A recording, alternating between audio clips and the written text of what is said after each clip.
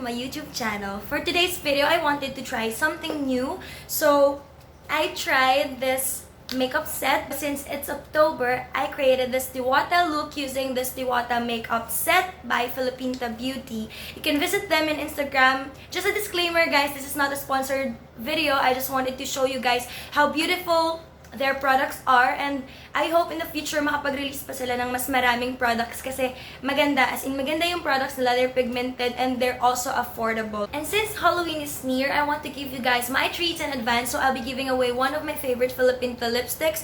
So the one I'll be giving away is the metallic one, ito. Yan, the one I used in this video.